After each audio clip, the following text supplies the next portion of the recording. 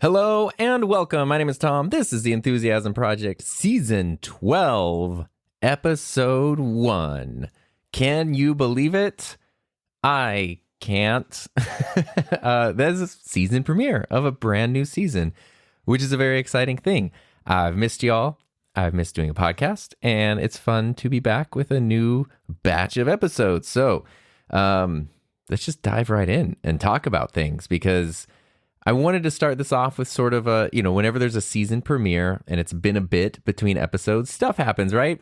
Like equipment comes out, revelations are had, experiences are had, and it's fun to kind of like, in a way, sort of report back and share that and just kind of let you know what's going on, and we can kind of continue on our discussions that we've normally had with stuff like that. So that's what we're going to talk about today in an episode titled Know Your Limits. And I think that's sort of a little bit different than my typical, the way I would frame something normally, because I'm a big fan of not imposing self-limiting beliefs onto yourself. But I also am learning the importance of understanding your limitations, which do exist, and maybe they can be pushed and changed from time to time. I don't mean to limit anybody's, potential or anybody's self-beliefs or anything, but there are limits, right? We all have them for different reasons in different ways, and I feel like I've been reminded of that thoroughly over the past year or so, and I wanted to sort of touch on that and share a couple things that I've learned about that with you, and hope that it's helpful for you as well. So before we do that, though, as we always do, gotta talk about equipment and gear. This might be a little bit of an extended gear segment. Not that I'm using anything different or crazy or anything, but just some little stories and some updates about gear that has come out and things that have changed in the weeks since I've done a podcast episode. So first things first, what am I using right now? Today I'm on the Rode NT1 Signature Series microphone, going into the Rodecaster Pro 2, and I'm just on the NT1 preset. So I haven't changed the preset at all. I very much enjoy the NT1 sound. It's just such a nice microphone. I haven't used it in a while. I've been using the PodMic USB a lot, which I'll talk about.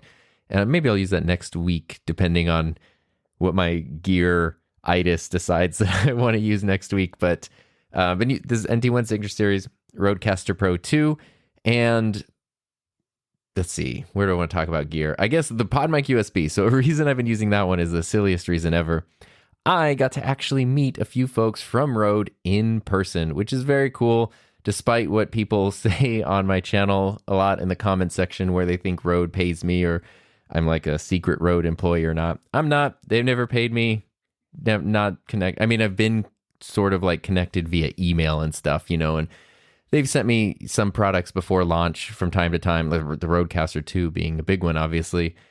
But we've never met in person or anything, and they just happened to be in the Southern California area, and they made a special trip out to my neck of those woods, and we got to kind of meet and hang out and talk about gear. I got to ask them all kinds of questions. It was really, really cool. Bunch of people from the Rode team, which was great, including Ryan from Rode, who is in most of their videos for, gosh, I don't know, 10 years or something now, which is very, very cool. It was like, I don't get starstruck. Like, I don't know, if Brad Pitt was in a room, I'd be like, that's cool, look, it's Brad Pitt. But if Ryan from Rode walks in a room, that's like, let me not pull out my autograph book. Do my best to prevent myself from doing that. So that was really fun. It was very cool to sort of touch base with people behind the scenes and then ask questions that I'm curious about, but also raise up issues, why, which I didn't want to like air grievances or anything. Like, let me unfurl my scroll and, issue number 1, why does this thing do that thing or whatever. But it was fun to sort of get some insight, I guess, from people who are on the inside. And obviously, I don't know what, obviously they're aware whatever they're saying to me, I'm not someone who works for the company, so I don't think they're divulging the secret recipe or anything, but it was really cool, just sort of ask about questions I've had with stuff. And the biggest takeaway there was that I feel it was really cool to see that the people involved with Rode and behind the scenes are very excited about what they're doing and are genuine nerds in the best sense of the word and love audio stuff. I got to ask them a little bit about Mackie because I was worried about that as Rode's parent company acquired Mackie. I was kind of worried that meant Mackie would be taken out Backy and not around anymore. And it doesn't seem, at least from my understanding, it doesn't seem that that's going to be the case. The two companies don't even operate on the same continent. So that's, for us as customers, hopefully a good thing. And it was fun. It was great. Part of that, though, was one of the things they were like, oh, here, we brought a gift for you. And it was a blue windscreen for the pod mic. But it's not a custom thing. It's, I believe it's in a retail box. So it's something that they're going to be selling soon, which are colored pod mic windscreens. If you bought the pod mic USB or you saw it, it comes with a big black windscreen, which is awesome because it's incredibly helpful. It works great. It fits on the original pod mic as well, but they don't sell them separately. And that was like such a big question when that microphone came out was, hey, can we buy these separately and have them on our existing pod mics we've had? And the answer was no. Well, it seems like in the not too distant future, the answer will be yes. And they come in really cool colors, including basically the perfect shade of blue. And so they gave me that and I put it on my pod mic. I was like, I really love this.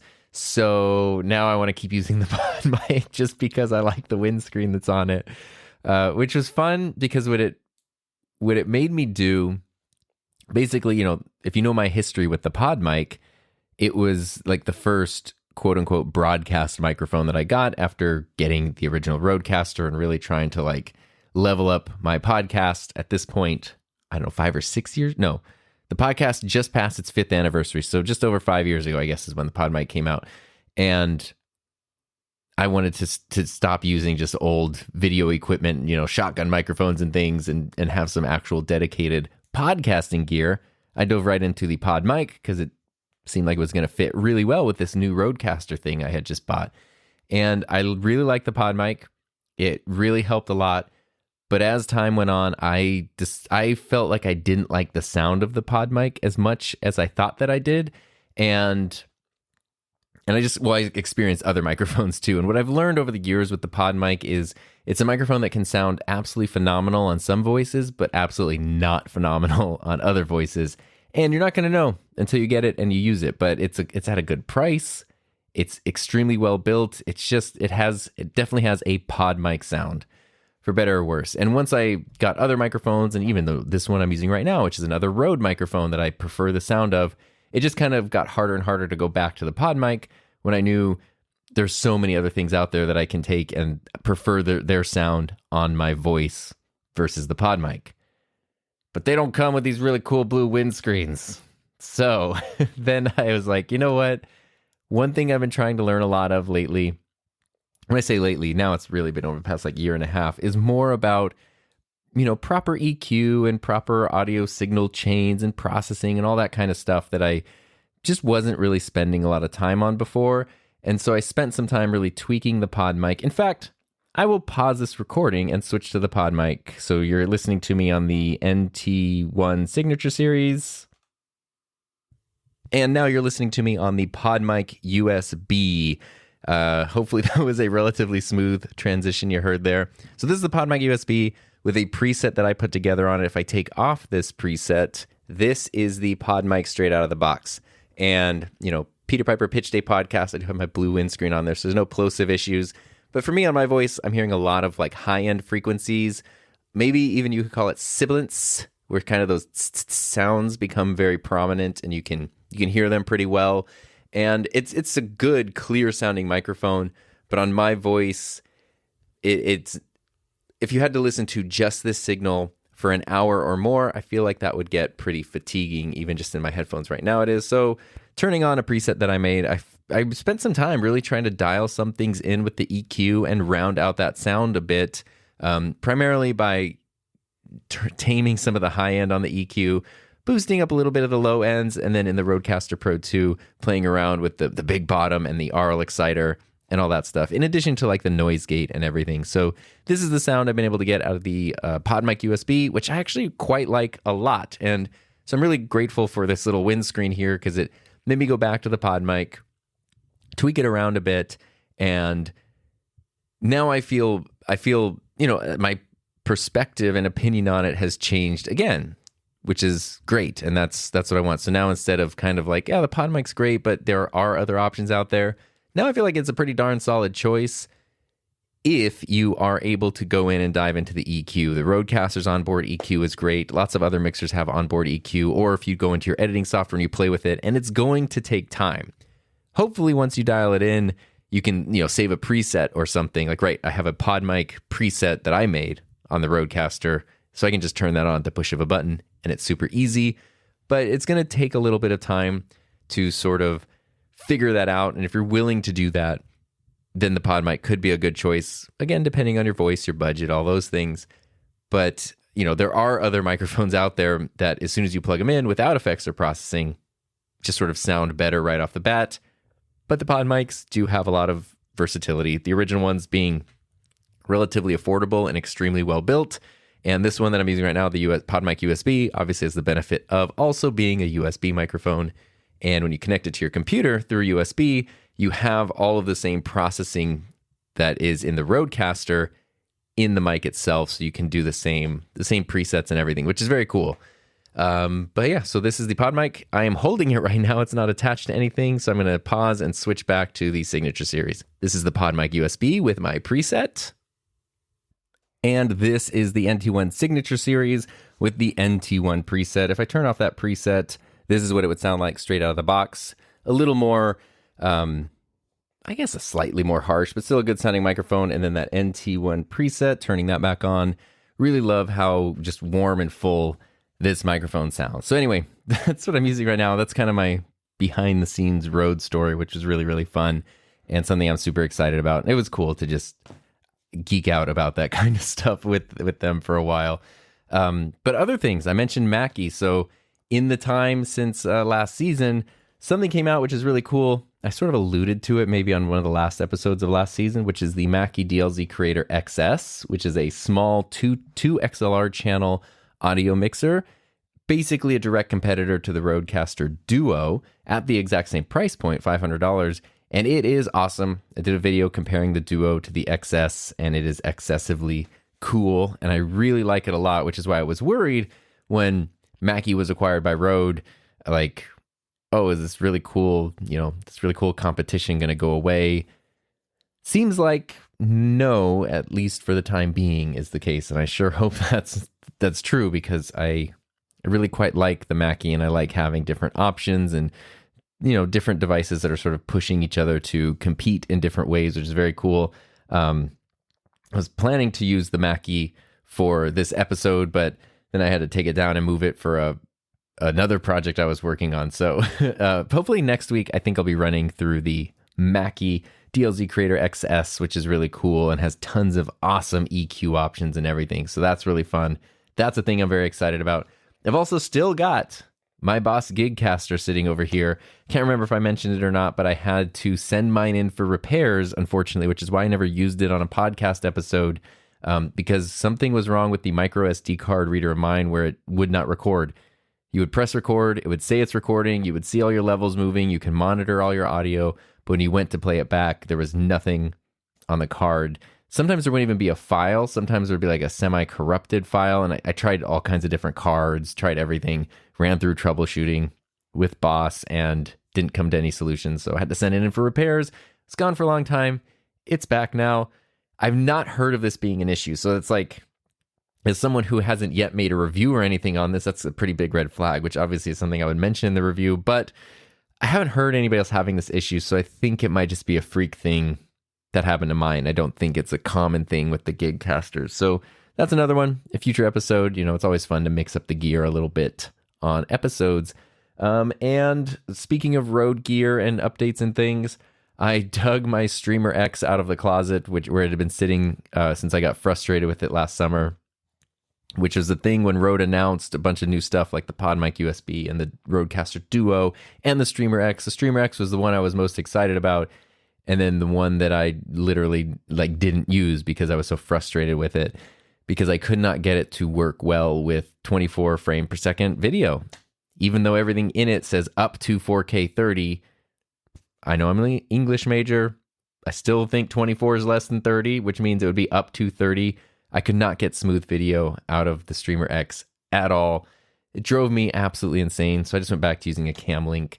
But after talking to everyone from Rode and specifically bringing that issue up, they were like, no, it should work with 2398, 24. Like, it should work literally with everything up to 4K 30. And they were like, just try yours again. Make sure the firmware is updated. If it's still giving you issues, then reach out and we'll replace it, or it has an issue or something. And so there had been a firmware update since I used mine. It didn't mention anything about frame rates, but of course it mentioned like bug fixes and stability or whatever. Updated the firmware, and then it seemed to be working fine with 24 frames per second audio, which is very, very cool. And now makes me want to revisit the Streamer X as a more viable option. But I still really like my Cam Link because I don't have to plug any extra power sources or anything to it. It's just, I don't even know it's there. It's just always there working. It's the most unobtrusive piece of equipment there is. So I think that's a good rundown of gear stuff lately, which is pretty cool. So let's dive into the topic of today's episode, the actual meat and potato here, which is knowing these limits, right? Maybe when it came to my Streamer X, I just needed to know the limits of the device. That's a transition attempt to make it work for me.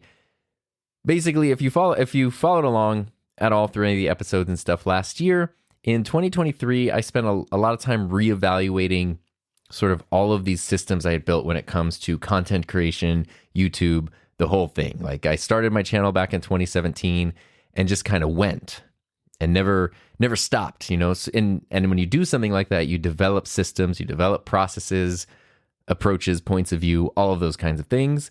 And it was working for me, but everything was feeling a little bit complex and a little bit overwhelming at times. And one thing that I kind of did last year, sort of in the middle of the year, was kind of blow it all up. Like, the analogy was sort of, if you've ever seen a tree, like a small tree that's planted, and you kind of need to have one of those like support sticks in the ground next to the tree to help it grow straight and sturdy and stuff. I sort of felt like my channel, my whole process was not just a tree with a support stick, but a tree with like 50 support sticks up, But if you've ever seen a tree that grows really big, sometimes then the support stick is like, it's like doing nothing, like it's just sort of bent off to the side, or it falls down. It's not needed anymore. And I kind of wanted to take away all of my support sticks and then see if the tree would stand on its own, or if I needed to add some back or whatever, and then add them back from there, which is what ended up happening. Like, turns out I still needed some of these support sticks for my little YouTube tree over here.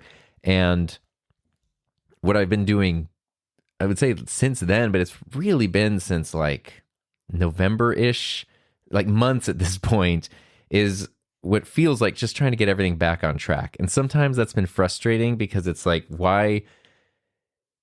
It's like you shoot yourself in the foot and have to wait for it to heal. Like, why do I do it just to get back to zero, just to get back to where I was before any of this? So there's a little bit of frustration there, but the benefit, the silver lining, is that now I think I have been able to remove a few unnecessary support sticks, but also the ones that are there, I feel a renewed confidence in knowing why they are there. It's not just something because, like, here's a good example. I might be butchering this story, but this is kind of like an old, I don't know what you would call it. Not a fable, but it's like a story, a story that has a moral or a purpose to it. Can't remember the term for that right now. Maybe a fable is that, but I don't think that's what this is. Anyway, it's something like this. There's a girl. She's trying to make like a holiday or a Thanksgiving dinner. No, you wouldn't have ham for Thanksgiving. She's trying to make a ham for some reason, a holiday, we'll say. And she's using her mom's recipe. Her mom's recipe says that you cut the end off the ham, you put it in the pan, do all the glaze ingredients, put it in the oven, and it tastes amazing. And she asked the mom, like, hey, why do I have to cut the end of the ham off? Like, how does that make the thing taste better? The mom goes, you know what? I'm not so sure. I learned this recipe from my mom, and that was just part of it, was cutting off the ham. So they call the grandma, and they're like, hey, why do we do the ham thing? And the grandma's like, oh, that's a great question. It's always worked really well. It's always tasted great. And that's how my mom taught me. And fortunately, their great-grandmother was still around. She was like 180 years old at this point, but she's still around somewhere. So they called the great-grandmother who developed the recipe, and they said, hey, what is it about cutting the end of this ham off that makes it taste so good? And she says, oh, I just had to cut the end off because that's the only way it would fit in the pan that I had at the time. And that's the story. And that it's a good example of the kinds of things that are sort of done because that's how it's always been done without questioning it. But some of what you're doing might be because of a reason that's not even relevant anymore and not even needed anymore, or not even practical, or whatever it might be. In the case with this ham, cutting the ham had nothing to do with the recipe, with the taste, the end result, whatever. It was just because that's what she needed to do, 80 years prior to make it fit in this pan that she happened to have all that time ago. And I wanted to make sure I wasn't, using the wrong ham pan for my YouTube channel. These analogies are getting a little wonky here. And so that does feel good. It does feel good that when, even if I'm putting things back in a lot of ways exactly how they were before, I know why they are there. A really good example too is a couple months ago, it's like, I really want to just shift my studio around a little bit, which I still kind of do. There's something that's not clicking right with me, but it's like, you know what?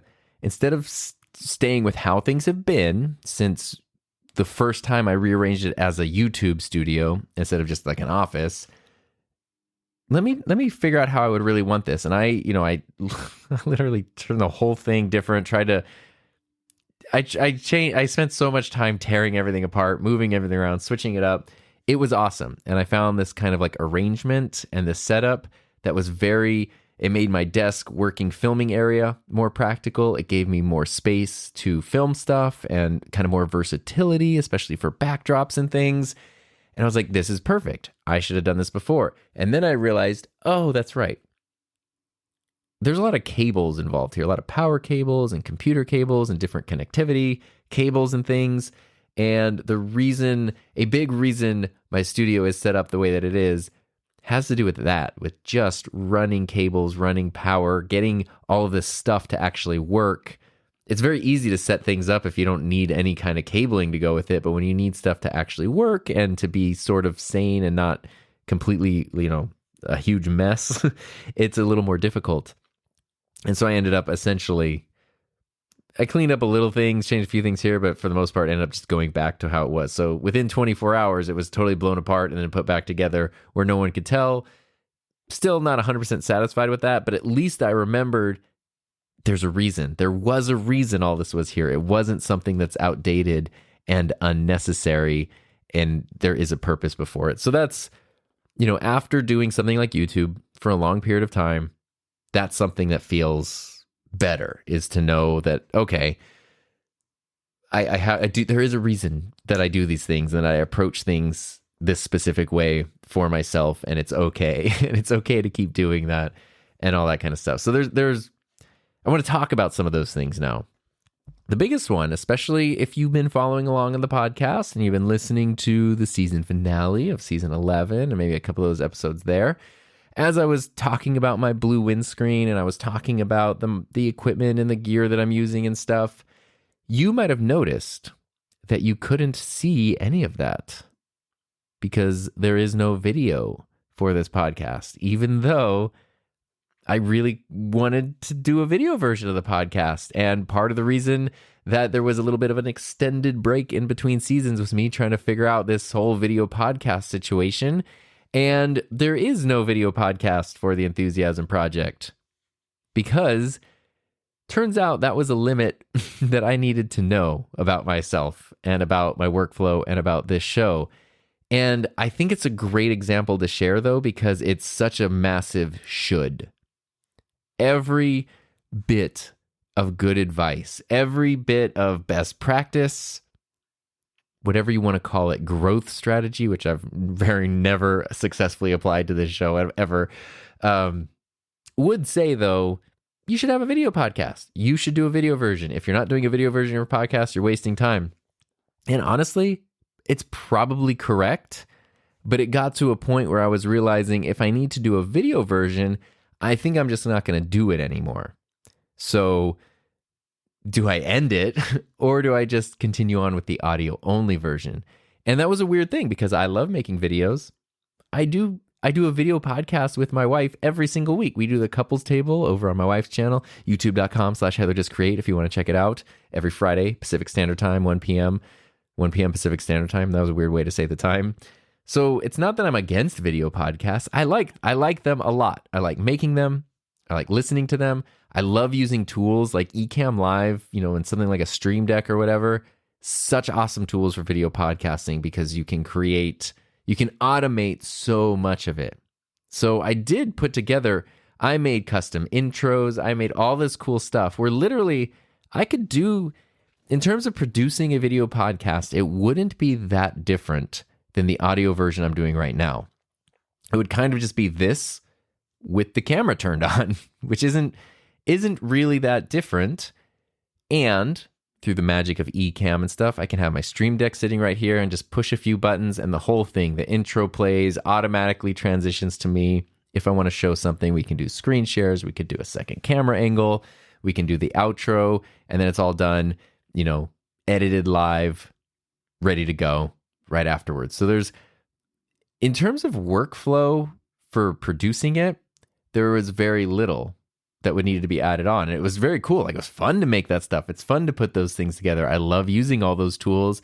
So why, in my mind, for me right now, did it not work for this show? Like, why didn't it work for this show? And the reason is, believe it or not, very simple, because I didn't want to. And I kind of just needed to give myself permission to say, I don't want to do that. It has nothing to even do with how easy or difficult, although even if you are creating a video podcast that requires no post-production or editing, managing the uploads and things is still a little bit annoying. In my case, it would have meant ripping the audio to upload to Buzzsprout so I could still send out an audio version. That's super easy. That's not hard. But then uploading the video version twice because I need to upload it to Patreon and I need to upload it to YouTube as well. And then also figuring out how to merge the RSS feed. I guess I would have to stop the audio RSS feed from being imported automatically to YouTube so that only the video versions are uploaded and added to the podcast playlist. Point being, it'd be a little bit of a clunky workflow. And just unfortunately, where I'm at right now, we do not have the best internet in the world, which I know is sort of strange considering what my job is, but our internet connection it's the best we can currently get, and it is terrible. So having to upload 2 versions, in my case, of an hour plus long video podcast is like half a day to get that thing. Probably 4 to 6 hours maybe to get everything totally uploaded, which sucks. And it's not like I have to be sitting here the whole time, but you know how frustrating it is when you go to upload something and you're like, okay, it's going to take 4 hours to upload, and you leave and you come back and you realize, 30 minutes in there was an error and it didn't do anything. And it's just been like, got to start all over from scratch. Plus it means I'm not done, right? Like I might be done making the episode. I might have all the descriptions and the titles and all that cool stuff finished, but it's not done until it's actually like uploaded and scheduled or published or whatever it might be. And now I just have to wait until it can get uploaded. It basically does create some roadblocks in the workflow. But even beyond that, even in a world where I had decent internet, where imagine it took pretty much the same amount of time to upload a video as it would audio, so that's not an excuse or a reason, there's a big difference for me as a creator. I don't know that this applies to everybody, but for me, in doing a video thing versus an audio thing, it's a totally different experience as the one making the thing, because there's a different feeling when the camera is on versus the camera off. And it essentially comes down to being, quote unquote, camera ready. It changes the vibe in a lot of ways, because right now when I do an audio version of this show, in my mind, I associate making this podcast with being very comfortable. It's something that I can just sort of, I just feel really comfortable, right? Like sometimes I've done it right now. I'm wearing, jeans and a t-shirt, but sometimes I've done it in my pajamas. Sometimes I have, snacks or something to drink or whatever nearby. My studio is right now, it's kind of a mess because I just finished working on a video. So there's like crap everywhere. And that's fine. It's like comfortable. It's literally, I can go from, finishing up eating lunch. Okay, I'm going to go make a podcast, come in, start making the podcast, Of course, it's probably been outlined at that point, but to me, it's just comfortable. It's easy. As soon as the camera gets involved, more things get involved, right? And this is what it means when you add video to a podcast. Then now it's not just me hanging out in the studio with like the comfortable lighting and all that kind of stuff. Now it's the video lighting is all turned on and the studio lighting is all turned on. And I need to be camera ready. So I'm paying more attention to, am I wearing a shirt that has a logo on it or not? Those things communicate things. I'm always kind of aware of that. Did I go to the gym that morning and take a shower? Now my hair is a mess, but now I got to like brush my hair or what? I know it sounds very simple, but getting camera ready is kind of a pain sometimes. And the easy thing that some people would say, especially kind, supportive people, maybe like yourself, is we don't care about that. Just turn on the camera. We don't care if the studio's a mess. We don't care if the lighting is bad. We don't care if your hair is a mess or whatever. And I appreciate that. And I know. But the fact of the matter is, okay. My first year teaching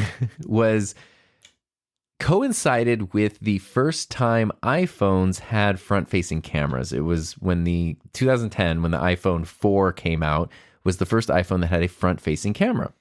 And that was really when selfies became like a big thing. Obviously, people were taking pictures of themselves before, but selfies where you could see yourself on a phone screen. A phone, everybody has their phone.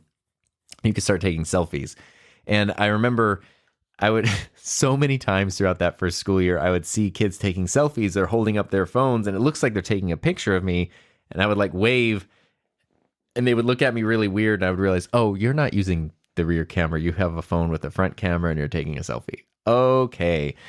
But that's also a thing, though, where teaching high school in the 2010s to 2020s, even in low income, poverty-stricken schools, every kid has a smartphone, pretty much, of some kind. And kids, whether or not they're supposed to, whether or not you want them to, whether or not you're aware they're doing, they film a lot of stuff. They take a lot of pictures. I definitely saw lots of clips of myself on Snapchats and whatever Vine or whatever social media platforms don't even exist anymore over the years. Like something happening in class. Usually it was just goofy or whatever, but it's like I honestly had no idea this was being filmed. I had no idea this part of my class, this part of me was going out there.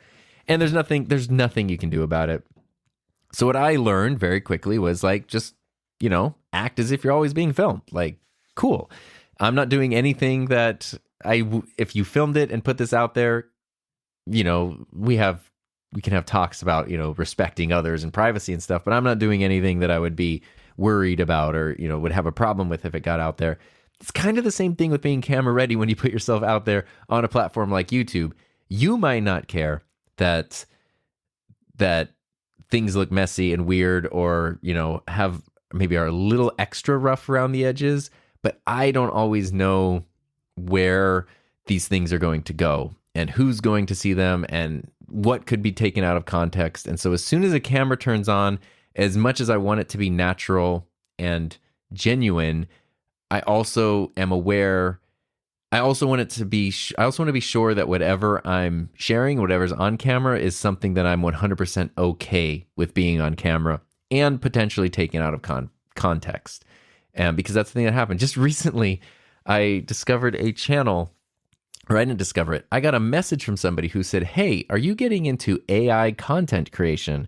And I said, "Nope, that's definitely not something I have any interest in." And they said, "Oh, because I found this channel." And I won't name the channel, even though I guess, I don't know, maybe I could or should. But there was a channel, several thousand subscribers, that essentially centers around using AI tools to make low-effort content that can be monetized. So anything from, outlining a podcast episode and even having an AI voice read it, making short tutorial type of videos, doing like kids stuff where you can have an AI write a script, and you can use stuff to just make like, crappily animated characters. Now you have a kids show, and because kids will just watch, the whole thing or whatever, you can get a lot of ad revenue. That really kind of, it's not necessarily against terms of service. It's not necessarily against any rules, but it's shady, right? It just feels not right. It's definitely not something I would do. Basically, it's a whole channel centered around those kinds of things that was started up last year. And they don't have a ton of videos on their channel. They have maybe, 20 videos on their channel. And about halfway through the run, turns out they wanted to start having an AI host, I guess, which is almost like a VTuber, kind of like avatar sort of thing, like an animated looking person. There's always a voiceover in the videos, and there's like an animated person that's saying the stuff in the voiceover.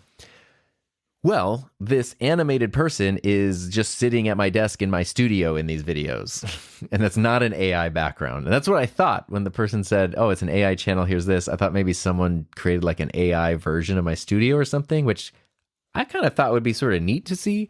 This is just a photo I used in the end screen of some videos like 2 or 3 years ago. Well, I know exactly when it's from because I'm the one that took the photo and made the photo and edited it, and even has like goofy stuff like the ridiculous lens flares I add on my lights and things. It's just a photo of the empty studio with the desk kind of in the middle, and then this person just superimposed their avatar sort of so it looks like it's sitting at the desk. And that's the talking head portion of all their stuff. It's got my photos on the wall. My name is on the wall in the background. Like, it's just it's so weird, right? It's so weird. And there's not much, I was kind of like talking to some friends about like, do I do anything about this? I was even going to reach out to YouTube. I don't think there's anything that can really be done other than like, hey dude, this is sort of crummy. Could you not do this? But I don't think there's anything I could actually do to stop them. The negative part to me is that I don't want people to do what the person who sent the message to me originally thought, was like, oh, did you start a second channel? I don't want, if somebody happens to be familiar with my channel, my setup, I don't want them to think that's me and that's my stuff, especially because the virtual avatar in these things has a face mask on. So like, which I don't really know why, but they do. So you can't really see the face. So it's like, you don't really know, is it me trying to like take on a persona or something? It is not, but I don't want people to think that it is because I don't agree with, because it's not me first and foremost, but also on top of that, I don't even agree with, the whole premise of this channel and these videos. And the closest thing I can figure is that the voiceovers in the video, the person who's like explaining stuff, do sound really good. Like the person has a good voice. The audio quality is great. Everything is produced very well. And so I kind of think that they must have come across my channel for a tutorial or a review on something, and then just, I guess, liked the background and took it, I guess. Anyway, the reason I share that story is because 2 or 3 years ago, when I had this little photo that I put up as an end screen on a video to just put, like the subscribe button and the next videos to watch over, I didn't really think someone was going to take that freeze frame and use it as the main set for a whole different channel. And that's the kind of stuff when I talk about never knowing where visuals are going to go, that's kind of what I'm talking about. And so not that there's any real risk or any real issues or anything when it comes to doing a video podcast, but as the person who makes those things, there's a huge difference between me going, oh, I'm going to go record my podcast. Let me sit down in a comfy chair and comfy clothes and press record and share the stuff that I'm excited about. It comes down to that whole thing, that kind of mindset to get into, where it's like, okay, let me make sure everything that's in the frame is something I want to be in the frame. Let me make sure everything I'm wearing communicates whatever I want to communicate. Let me make sure that I look presentable. So if some weird freeze frame or something of me gets, taken somewhere, that everything is as presentable as possible, because this is going out into the public sphere and I don't have total control over it. It's like whenever, Beyonce tried to get her team to get that weird looking photo of her from a Super Bowl halftime show many years ago. There was like a photo of Beyonce performing, and it was just like not the most flattering snapshot. Like it was just sort of in a strange facial expression, just kind of a goofy thing. Nobody would have thought twice about it, except that she really didn't want it on the internet, and then her whole team tried to take it down, which of course you can't, because now it's already on the internet. And the reason I even still am telling you about this probably 10 years later at this point is because it became such a bigger deal because they tried to remove it. So my thought is just make sure everything that goes out is something that you're okay with going out. And I can totally do that with a video podcast, but that adds another layer of effort, and I don't want to call it stress, but it's just another layer that I don't really, even if it's not evident to the audience, even if you as the listener or the viewer would have no idea, and my, me being on camera, me hosting the podcast sounds and feels exactly the same. This is something that I feel as the person making the thing, even if it's not always evident in the thing that's being made.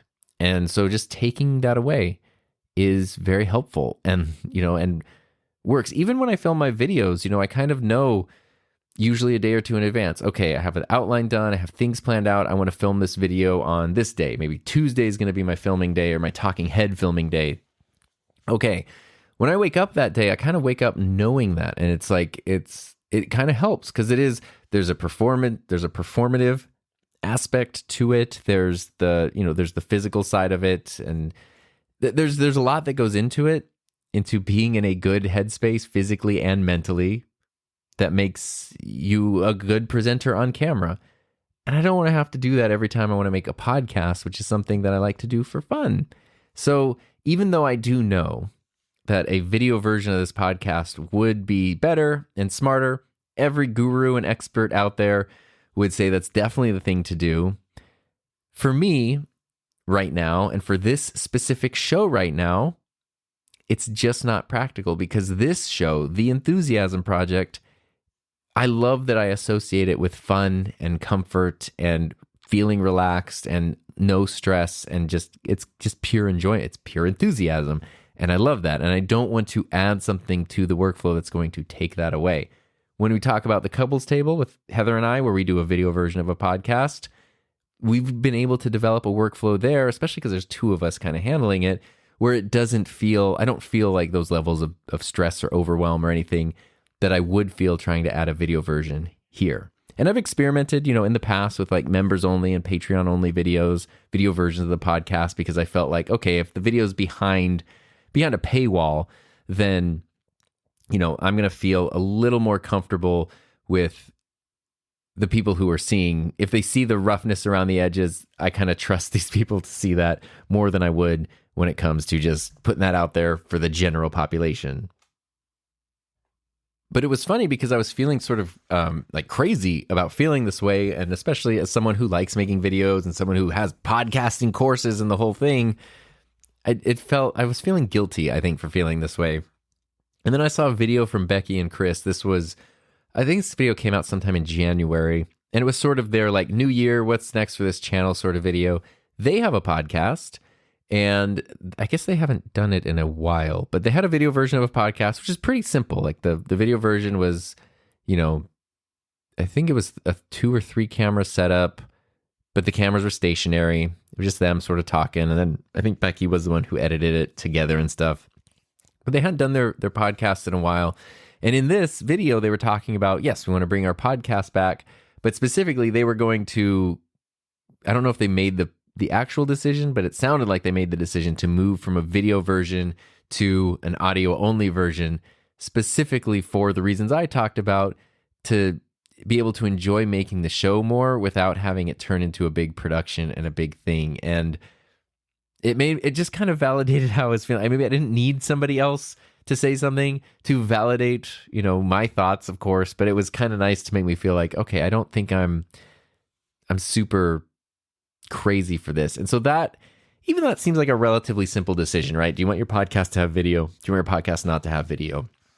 It's a really good example of like accepting and knowing learning your limits and how to accept those limits. For me, a limit that I have is not like video podcasting. There's a limitation there in how I feel. And similarly, speaking of the beginning of the year and stuff, live streaming is another example where I really wanted to change things this year. That was something I very much wanted to focus on. I've wanted to live stream more because you can do things in a live stream that you can't do in a video or a podcast or whatever, and they're very cool. And so I had this whole thing planned out for, okay, I'm going to do 2 public live streams a month. One of them is going to be, kind of a general hangout questions and answers live stream. And the other one is going to be a help desk live stream. So past couple seasons of this podcast, I've done those help desk episodes where we dive deeper into, AV technical issues and stuff and workflows and things. Doing live stream versions of those I thought would be really fun. So I scheduled those in addition to a third members only live stream every month. So 3 live streams every month. I know some people stream every day, so it's like, oh, you do 3 in a month. Oh, wow. But that's also on top of the podcast, on top of videos, on top of client work, on top of life, all that other stuff. And I was so excited. I built out a whole calendar. I scheduled things. I created custom thumbnails for everything, custom descriptions. Like I was building a system. I got my eCam scenes and show profiles all ready to go. And then I was reminded, I think it was the day of I was supposed to do my first live stream. I was reminded that there's just a few physical health issues that I have that aren't super serious, but are things that I have that sort of make it not practical to have that rigid of a schedule. And that kind of sucks. I was very excited about it. And it was kind of a big reminder of maybe that's just not something that I can do consistently the way that I want to. And I know that there's nothing wrong. I don't have a boss, right? Like it doesn't matter if I say there's going to be a stream and then I end up canceling the stream. But it's also not a vacuum. There's people, there's an audience, there's people who care. And so, I send out an email at night that says, hey, don't forget, live stream tomorrow, tune in. And then the next day, turns out I'm not able to do it, and then I have to tell a bunch of people, never mind, and that sucks. It feels crappy. It feels like I'm letting people down. It feels like I'm concerning people. It's shining a spotlight on things that I don't want to have a spotlight shined on, and it's also worrying people because then I get multiple messages like, "Oh, hope you're okay. Hope you're okay." And I'm like, I am fine. I'm just not able to manage a live stream at the moment. That's all. And that kind of sucks. And so it was just sort of a limit where I was like, okay, all these plans I had for going real big on live streaming this year, it's not going to happen. It can't. I'm not capable of it. And I hate that. I hate feeling like I'm not capable of something that I want to do, but I'm not capable of it, at least in that way. So instead, what I've realized works is, okay, I cannot publicly say there will be a live stream every other Saturday or whatever it might be. But if I know hey, I think I want to live stream on this Saturday, basically just don't tell anybody. And then when Saturday rolls around, if I'm able to live stream, guess what I'll do? I'll live stream. And the part that sucks is in terms of building consistency and community and all those very important best practices. None of that is there because it's if I'm able to live stream, it's just a spur of the moment sort of thing. And yeah, and that's the best I can do. And that sucks. I wish I could do better, but I can't. And that's it. And so that's that is hard because it's one of those things where the spirit is willing, but the body is not capable of doing that. And so that's just sort of a thing that's a limit that I've had to learn to deal with. And obviously these kinds of limits that we're talking about go beyond creator stuff. I think the creator examples are really helpful because as a creator, it's very easy to see what other people are doing and to hear best practices and think of all the things you should be doing and the ways that other people are doing things better than you. And really, if you're not confident in your approach and what you're doing, it is so easy to kind of bend to the bend to the greater masses or to the flow of whatever else is going on. And you can find yourself then in a situation that you really don't want to be in. My whole thing with thinking maybe I don't need to have videos scheduled out in advance. Turns out I do. I'm not saying you do. I do. Having videos scheduled out in advance really works for me. Like I love it. Gives me a peace of mind. It gives me a sense of stability, security. It makes me feel like my channel is taken care of. I can see sort of at least a long-ish term trajectory for the channel because I know what the videos are. I can play with the order of the videos. I can, it allows me to take time off without feeling like I'm neglecting anything. It just works for me in a lot of ways. But I have for so long felt like an absolute nerd for wanting to schedule things out in advance. And so many people will tell me like, you don't need to do that. And that's like the worst thing you can do. And you just make videos whenever you make videos. And it's like that. I wish I could. I can't. I would if I could, but I can't. So I shan't is sort of where that goes. And just kind of learning like, it's been frustrating to then spend months trying to get back on track to just where I was last year before I blew everything up.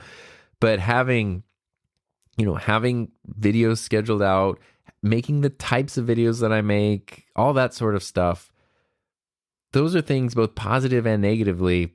Those are all different limits that I've had to learn to accept. And when you feel confident in your thing, when I feel confident that having videos scheduled in advance is a good thing for me, and then I go into a room or an event where there's lots of other creators there and they have all their different approaches, I can appreciate their approaches. I can maybe, if I want to glean something from it, cool. But I don't feel like if somebody I look up to or somebody who seems to be seeing more success than I am is doing things a certain way, I don't feel that push to suddenly do things the way they're doing it as well. Because I know that might be what works for them. That's not necessarily what works for me. And so having that sort of that confidence and that understanding of why you're doing what you're doing and what your limits are personally, individually, professionally, creatively, whatever it might be, is very important so that you can kind of stay true to what works for you the absolute best. And this does apply to things way beyond content creation, your age, your health, your financial situation, your family situation, all of these things are different limits, which isn't, again, it's not like self-limiting beliefs. I don't want that where it's like, oh, I'd never be good enough to have a podcast, start a YouTube channel, do this thing. I don't like those kinds of self-limiting beliefs. But understanding your limits are, it is an important thing. I've been playing a ton of hockey lately, multiple leagues and teams and stuff now. And sometimes I'll play goalie for, 5 games a week or more. I played 2 games yesterday. Like that's, by the time I was putting my gear on for the second game, it was still wet and gross from the first game. Like, that's a lot. That's a lot. And that's the thing I'm learning also as someone who's nearing up on 40 years old is, boy, that's very punishing on the old body there and the joints and the muscles and the bones and things. So even though maybe I do want to play 1 or 2 and the spirit wants to play, every single day of the week, maybe I need to understand that physically it's probably a good idea not to do that every day and not to do that, quite that much, to give myself time to recover and stay healthy, because then I will be able to do it longer instead of, being like a firework and just going crazy, blowing out right away, and then I'm done due to some kind of injury or something that's beyond my control. Let's keep this a sustained burn, right? Like let's do this as long as possible. Applies to sports, applies to YouTube, applies to personal things, all kinds of stuff. But again, not advocating for self-limiting beliefs. Things like, I can't do that, or, oh, only other people could do that. That's for other people. Not about that. More about knowing your limits in a way that means you're not beating yourself up for things that are way beyond your control. And something that's kind of helpful for that is a really cool thing I used to use with my students. I think I've talked about it on here before, but it's called the $1 million question.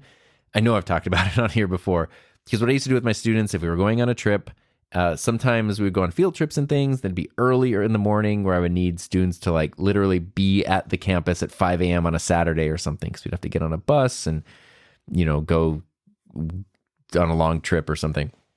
And I would tell them like, hey, if you're like, you need to be here at 5 a.m. If you're not, we're leaving without you. Like you're not going. And I was serious, like 100% I left kids, not where they went. I left them at home, like at the school or at home. Like we went on the trip without them. And that, part of that is important too, because you kind of only have to leave one or two kids behind before everybody knows, like, no, he seriously will leave you. You need to be there on time. And then it's never a problem again. So sadly, you kind of have to make a few examples. But also, it was a good learning experience for students, I think, because some of them would say, like, oh, Mr. Buck, like, I'm really worried that I'm going to oversleep tomorrow and I'm not going to be able to get there. And I said, well, set your alarm. I know, but I'm worried like my alarm won't go off and I'm going to oversleep. But I would tell them, okay, if you were going to get $1 million to be here at 5 a.m. tomorrow morning, would you be here at 5 a.m. tomorrow morning? And they were like, absolutely. Okay. So it's not an issue of whether or not you can. It's an issue of motivation and how much effort you want to put in to being here at time. And that is a really good thing to use with students. Even something like a project is due. I can't finish this project by Friday or whatever. Okay. If you were going to get $1 million instead of a grade, would you be able to turn it on Friday? Of course I would. Well, there you go. Obviously you can finish it by Friday. And I use this on myself because it was such an effective thing where if there's something where it sort of seems like, I don't know if I can do that. Okay. If I was going to get $1 million to do this, would I be able to do it? A lot of times the answer is yes. But there are times when the answer is no. If someone said, hey, I will give you $1 million to go walk on the moon by Friday, it doesn't, okay, I can't do that. And that's not me like limiting my self-beliefs or anything. That's just like, it's not a thing that's possible. So it's a good tool to use for deciding what is, what's an issue of motivation versus an issue of what's possible versus not possible. And that's a cool thing to kind of help you understand, maybe differentiate a self-limiting belief from a genuine limit, a limitation that you should be aware of. That's maybe a healthy thing to be aware of. So I do want to put a limit on the crazy length of this episode. So we're just about approaching an hour. I think that's kind of where I want to pause it for right there. And we'll pick back up next week with some cool stuff. And I'm excited about that. It feels nice to do this episode again in a way that feels comfortable and natural in the way that I want to do it. I love it. As has been the case for all but one season, no sponsors, no ads or anything on this. But what does support this podcast very much, other than just how much I appreciate you sharing your time with me, is everyone who enrolls in my courses. So I do have 3 courses available. I've talked about them before. If you want to learn about podcasting, I have 2 podcasting courses. The Podcaster Playbook, which is a DIY production workshop that takes you from start to finish to developing a full-on podcast production workflow, mainly audio podcasting. We touch a little bit on the basic elements of video, but it is an audio podcast production course primarily. And then I also have the Podcaster Idea Book, because sometimes you might have the technical skill. This is where I was personally. You have all this gear, you have all the technical skill, but you're like, what the heck do I make a show about? If you're having a hard time coming up with a concept for a show, that's what the Podcaster Idea Book is for. It is going to help you. It's stuff that I developed as a teacher. I've used it with students many times. I've used these techniques with myself many times that go through in the Idea Book. It's to help you not only come up with an idea, potentially come up with several ideas, but also develop them out in a way that you can help find the one that's most sustainable to start with. So that way you know that you're not just making 1 or 2 episodes, but you can keep making your podcast as long as you want into the foreseeable future. And if you want to dive more into the video production side of things, maybe you have a video podcast, maybe you just like making videos, there is Rough Cut to Final Cut, which is my Final Cut Pro editing course where I share literally everything I know about editing with Final Cut Pro, walk you through start to finish how I make one of my YouTube videos, but also there's a ton of supplemental lessons and things, and I'm adding stuff very regularly to that. If you just want to learn all the ins and outs of Final Cut Pro, which is my favorite editing program of choice. Everybody who enrolls in those courses also gets access to a private old school PHP BB message board. So if you're interested in any of those courses, you can go to himynameistom.com/courses, and they're all there. All the info is there. And I hope, please only sign up if you think one would actually be helpful for you. But that is something that really does help support this show and keep it going. So thank you to everyone who enrolls in those courses. They do come with lifetime access, by the way.